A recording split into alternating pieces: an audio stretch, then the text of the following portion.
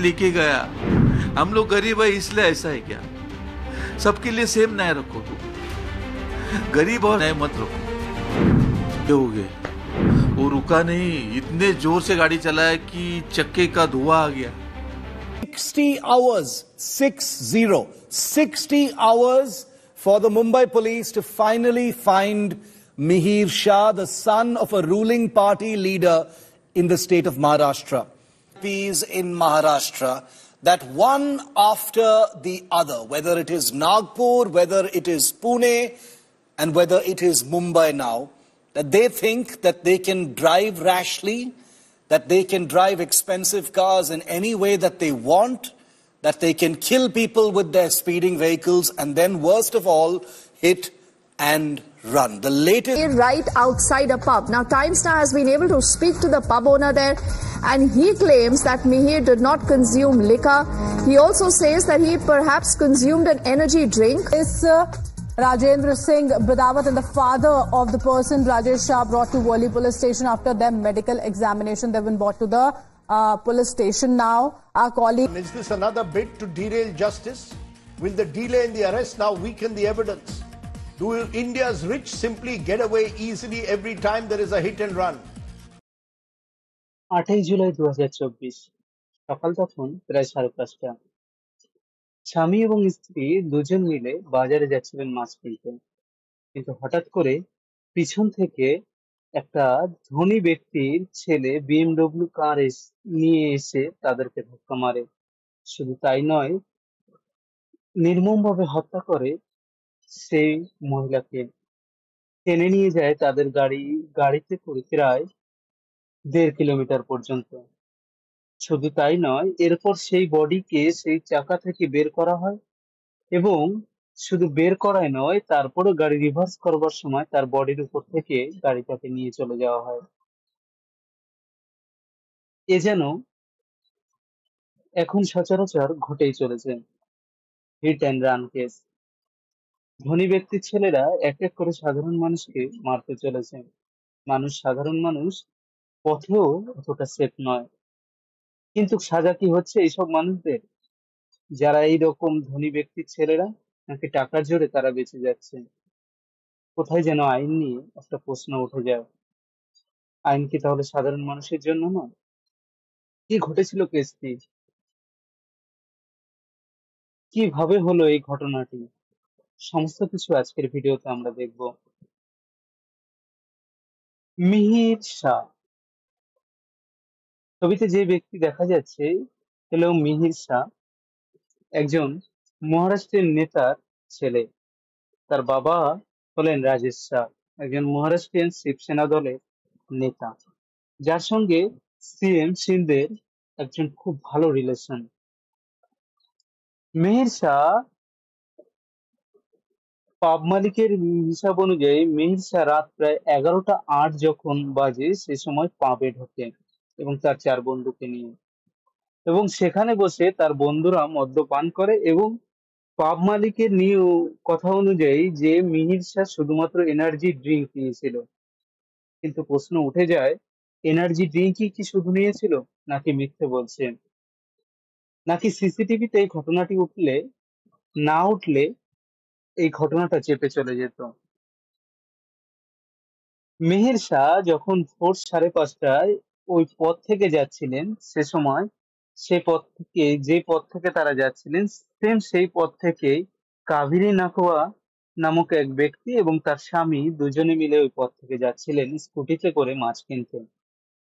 পিছন থেকে প্রচন্ড স্পিডে এসে এই মিহির শাহ ওই ব্যক্তিদের ধাক্কা মারে, এবং শুধুমাত্র ধাক্কা নয়, ধাক্কা মারার সঙ্গে সঙ্গে তাদের ওই ব্যক্তি ছিটকে যায়, এবং তার যে স্ত্রী রয়েছেন সে প্রায় অনেকটা দূর ছিটকে যাওয়ার পর তার গাড়ির চাকার সঙ্গে বেঁধে যায়, এবং প্রায় গাড়ি দাঁড় না করিয়ে প্রায় 1.5 কিলোমিটার পথ পর্যন্ত এই যে বড়লোকের ছেলে দেখছো এ টেনে নিয়ে যায়। এবং টেনে নিয়ে যাওয়ার পর সেখানে তারা ওই বডিটাকে ওখান থেকে বের করে, এবং বের করবার পর সেই বডিটাকে এবং সেই জায়গায় তারা ড্রাইভার এবং এই মিহির শাহ দুজনে জায়গা এক্সচেঞ্জ করেন, কারণ মিহির শাহ ড্রাইভিং করছিলেন, ড্রাইভার পাশের সিটে ছিলেন। এরপর তারা ড্রাইভার জায়গাটা চেঞ্জ করে এবং চেঞ্জ করার পর তারা সেখানে বসে ফোন করে, কাকে ফোন করে, রাজেশ শাহকে, অর্থাৎ মিহির শাহর বাবাকে। মিহির শাহর বাবাকে ফোন করে এবং তাদেরকে এই কেসটা সম্পূর্ণ জানায়। কিন্তু জানানোর পর মিহির শাহ বলে যে মিহির শাহর বাবা বলে যে সে পুরো কেসটাকে ম্যানেজ করে নেবে এবং সেখান থেকে তার ছেলে মিহির শাহকে পালিয়ে যেতে বলে। এবং যে ড্রাইভার ছিলেন সেই ড্রাইভারকে বলা হয় যে সে গিয়ে স্যারেন্ডার করে এবং নিজের উপর সম্পূর্ণ দোষ নিয়ে নিতে। সকাল যখন 6:45 তখন মিহির শাহ ওই স্পটে পৌঁছায় এবং পুরো কেসটাকে সে ম্যানেজ করবার চেষ্টা করে, কিন্তু সিসিটিভিতে সম্পূর্ণ কেসটা রেকর্ড হয়ে যায়। পুলিশকে সে ভুল বয়ান দেয় এবং বয়ান দেওয়ার সঙ্গে সঙ্গে তার ছেলেকে যে পালাতে চেষ্টা যে সাহায্য করেছে সেটাও সে ডিনাই করে। এরপর পুলিশ মিহির শাহর পিতা যে রয়েছে রাজেশ শাহ তাকে গ্রেপ্তার করে, কিন্তু মিহির শাহ পলাতক হয়ে যায়। প্রশ্ন ওঠে যে তাহলে মিহির শাহ কোথায় পালিয়ে গেল? এমন তো নয় সে দেশ থেকে পালিয়ে যাবে। এরপর প্রায় 2 দিন কেটে যায়, প্রায় 48 ঘন্টা পর পুলিশের সময় লাগে এই মিহির শাহকে খুঁজতে এবং 48 ঘন্টা পর পুলিশ এই মিহির শাহকে অ্যারেস্ট করে এবং তার মেডিকেল টেস্ট করানো হয় এবং তার ব্লাডে কোনো অ্যালকোহল পাওয়া যায় না। প্রশ্ন উঠছে যে 48 ঘন্টা পরে কি করে তার ব্লাডে অ্যালকোহল পাওয়া যাবে, কারণ 48 ঘন্টায় তো তার ব্লাড অ্যালকোহলকে ডিজলভ করে ফেলবে। তাহলে কি তার এই পুরো কেসটাকে চাপা দেওয়ার জন্যই কি তাকে তখন পালিয়ে দেওয়া হয়েছিল? কিন্তু সে বলছে না, সে মদ বা কোনো রকম অ্যালকোহল সে পান করেনি। তাহলে যদি সে না পান করে থাকে তাহলে সে পালিয়ে গেল কেন? এই প্রশ্নটা তুলেছে প্রদীপ নাগবা, অর্থাৎ যিনি মারা গেছেন সে তার যে স্বামী রয়েছেন তিনি। শুধু তাই নয়, সঙ্গে সঙ্গে তিনি এও বলেছেন যে বর্তমানে যে তারা গরিব তাদের দ্বারা সম্ভবই নয় যে এভাবে লয়ার বা টাকা দিয়ে লয়ার রাখা।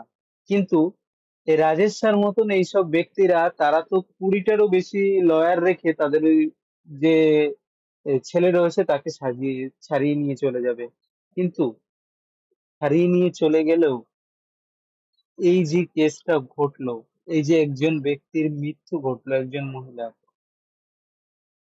তার এই মৃত্যু সাজাটা কে পাবে? তার কি ন্যায় বিচারটা হবে?